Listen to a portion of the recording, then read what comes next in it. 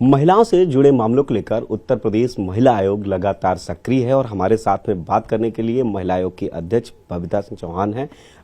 Ma'am, आज एक बैठक हुई, किस तरह की बैठक थी, क्या कुछ इसमें रहा? देखिए, ये हमारी मासिक बैठक थी जो हम महीने में एक बार करते हैं, जिसमें जो हमारा पुरानी चीज़ें, जो भी हमारे पुराना कार्य रहता है उसका समीक्षा करते हैं और जो नया आने वाले टाइम में हम करने वाले हैं उसकी हम एक प्लानिंग करते हैं। तो इसमें हमारे सभी सदस्य रहते हैं और हमारी उपाध्यक्ष दोनों रहती हैं और एक हम किसी न किसी अपने से संबंधित विभाग के किसी अधिकारी को यहाँ बुलाते हैं।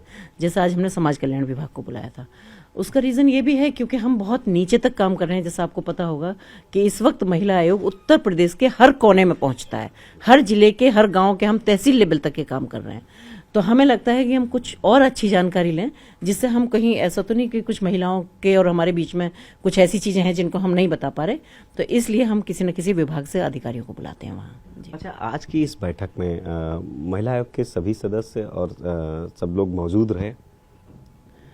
अपर्णा यादव से सीधा मेरा जुड़ा सवाल है कि उनकी भी कुर्सी लगी थी, जैसे हमारे यहाँ विजुअल में भी आया है कि लेकिन वो आज नहीं नजर आई।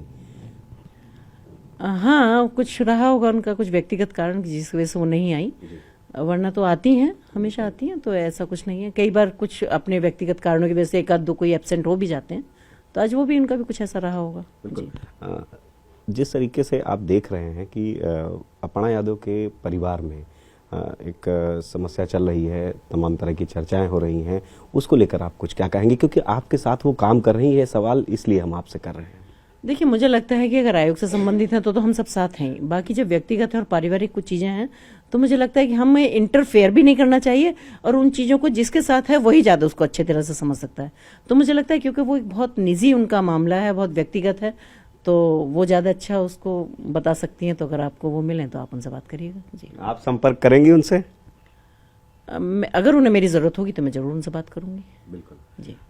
अच्छा, एक सवाल ये है कि उत्तर प्रदेश में जिस तरीके से योगी आदित्यनाथ की सरकार है, महिलाएं यहाँ पर कहा जाता है कि कानून व्यवस्था के मामले में ये उत्तर प्रदेश दूसरे राज्यों में भी नज़ीर बनता है।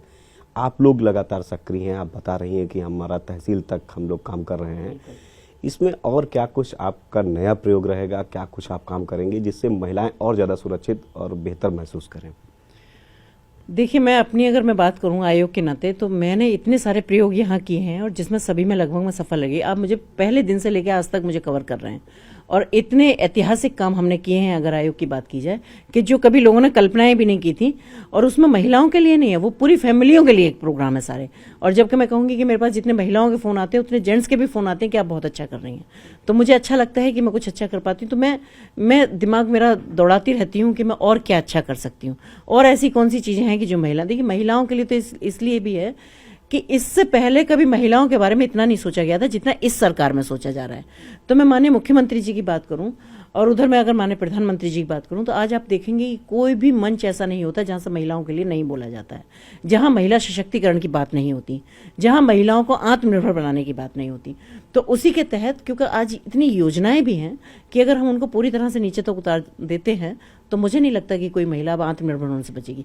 आप सोचेंगे कि एक हमारे यहाँ समूह चलते हैं जो गांव-गांव में बने हुए हैं, अगर वहाँ समूह की महिलाओं से बात करोगी जो बहुत ज़्यादा पढ़ी लिखी भी नहीं है और उनको बहुत ज़्यादा साधन सुविधाएं भी नहीं है, लेकिन समूह से जुड़ के आज मैं कह सकती हूँ अगर थोड़ी सी भी जागरूक है तो हर महिला 8-10 हज़ार रुपये घर बैठ के कमा रही है। तो ये एक बहुत बड़ी बात है, क्योंकि जब आत्मनिर्भर भारत की बात माननीय प्रधानमंत्री जी करते हैं तो मुझे लगता है जब तक महिलाएं आत्मनिर्भर नहीं होंगी तो वो कैसे होगा। इसी का वो फोकस हमारे चाहे मुख्यमंत्री जी हैं चाहे प्रधानमंत्री हैं, वो भी उन दोनों का भी यही फोकस है कि महिलाओं को कैसे शिक्षित बनाएं, उनको स्वस्थ रखें, उनको आत्मनिर्भर बनाएं और उनको प्रॉपर सम्मान भी मिले। तो मुझे लगता है कि बहुत अच्छा माहौल है इस वक्त उत्तर प्रदेश का जो महिलाओं के फेवर में। और मैं तो महिलाओं से कहूँगी कि थोड़ा मुख्य धारा में जुड़ें। मुख्य धारा में जुड़ने के लिए थोड़ा प्रयास आपको भी करना पड़ेगा। तो निश्चित रूप से कि अगर प्रयास करेंगी तो अब बहुत अच्छा, बहुत गोल्डन पीरियड है और सब हो सकता है अच्छा। ये हमारे साथ में महिला आयोग की अध्यक्ष थी। इनका सीधे तौर पर कहना है कि महिलाओं के सशक्तिकरण के लिए उत्तर प्रदेश सरकार, केंद्र सरकार लगातार काम कर रही है, जहां महिला आयोग उत्तर प्रदेश के तहसीलों से लगाकर गांवों तक लगातार काम कर रहा है। कैमरामैन अनिल के साथ संकेत मिश्रा, न्यूज़ 18 लखनऊ।